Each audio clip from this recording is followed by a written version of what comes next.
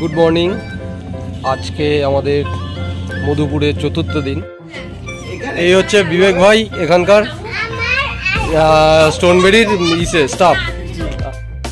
এখন বাজে প্রায় 12টা 15-20 বেজে গেছে। এবার আমরা গাড়ি স্টার্ট দেবো।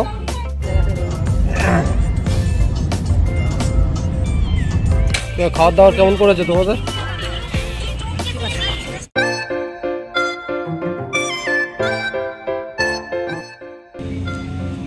Good morning.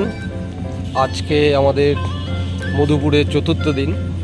আজকে আমাদের চেক আউটের দিন। এখন এসছি আমরা ব্রেকফাস্ট করতে। আমি একাই এখন এসছি, অঙ্কিতা আসছে একটু পরে। তবে খুব একটা বাজে নিউজ কাল থেকে দেখছি, যেটা উত্তরবঙ্গে খুব ভয়াবহ দুর্ঘটনা ঘটেছে। প্রায় 24 জনের মৃত্যু হয়েছে হরকাবানে, ধসেতে। এটা খুব প্যাথেটিক, কারণ এই পুজোর সময় প্রচুর মানুষ যায় দার্জিলিং, মিরিক, ডুয়ার্স ঘুরতে।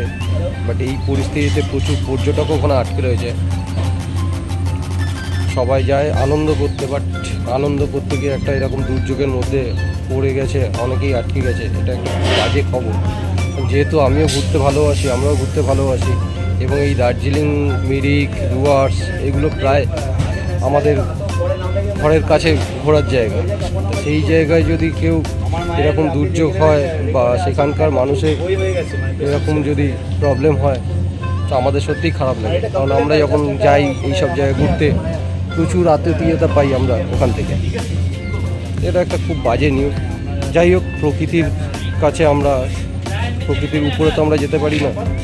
আমরা চাইবো সবাই যেন খুব তাড়াতাড়ি, যারা অসুস্থ হয়েছে খুব তাড়াতাড়ি সুস্থ হয়ে যায় এবং তাদের আবার নতুনভাবে তাদের জীবনযাপনভাবে শুরু করতে পারে। এটুকুই আমার চাওয়া। যাই হোক, আমি এখন আসছি ব্রেকফাস্ট করতে। চলো ব্রেকফাস্ট করে আমাদের একটু পরে চেক আউটের সময়। আজকে ব্রেকফাস্টে আইটেম প্রায় একই আছে, সব নতুনত্ব কিছু নেই। আজকে কোথাও উত্তপমটা অ্যাড হয়েছে।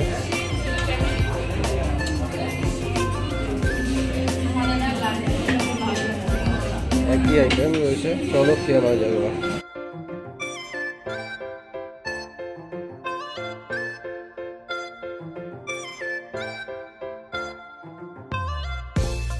চলো, এই হচ্ছে বিবেক ভাই এখানকার স্টোনবেরির স্টাফ।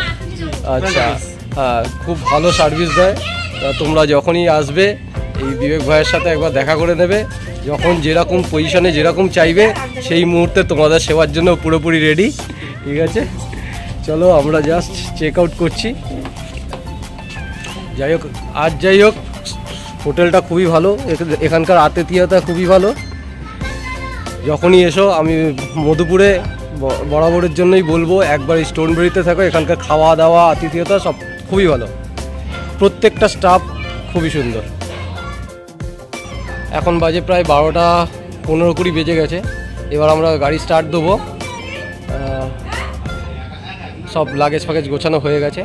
যেটা বলছিলাম, হোটেলের প্রত্যেকটা স্টাফ খুব ভালো। এরা প্রত্যেক হেল্পফুল, সবচেয়ে বড় কথা। এবং যখন যেটা যেরকমভাবে চাওয়া হয়েছে তখন সেরকমভাবে ওরা আমাদের সাহায্য করেছে।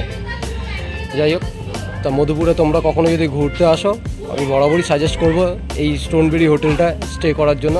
একটু কস্টলি হলেও এনভায়রনমেন্টটা দারুণ। এদের ব্যাঙ্কোয়েট হলও রয়েছে, যদি কোনো প্রোগ্রাম করার থাকে করতে পারো। তো চলো এবার আমরা স্টার্ট দেবো, বাড়ির উদ্দেশ্যে রওনা দিচ্ছি।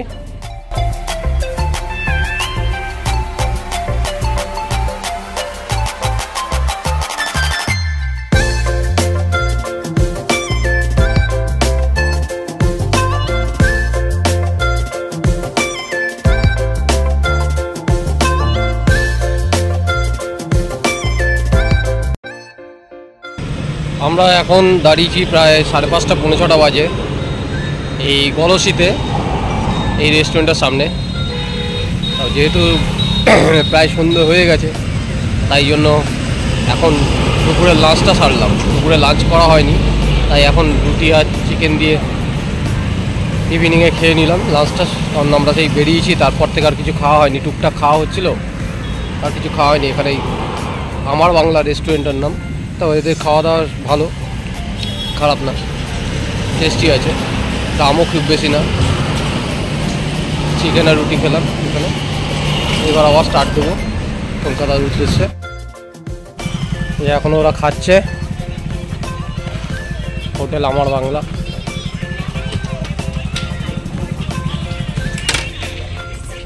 খাওয়ার দাওয়ার কেমন করেছে তোমাদের? চিকেনগুলো পিসগুলো বেশ বড় বড়ই ছিল, 50 টাকা করে পার পিস, তাই তো?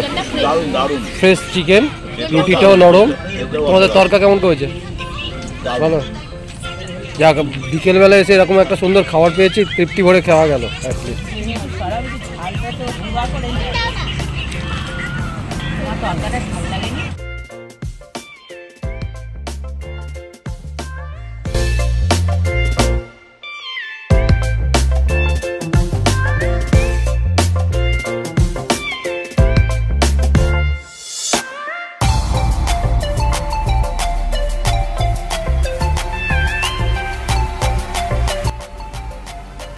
ভিডিওটা আজকে তো এখানেই শেষ করছি। ভিডিওটা যদি ভালো লেগে থাকে অবশ্যই লাইক করো, শেয়ার করো, সাবস্ক্রাইব করো, আর সঙ্গে থেকো। খুব তাড়াতাড়ি ফিরছি নেক্সট ভিডিও নিয়ে। আজকের মতন টাটা।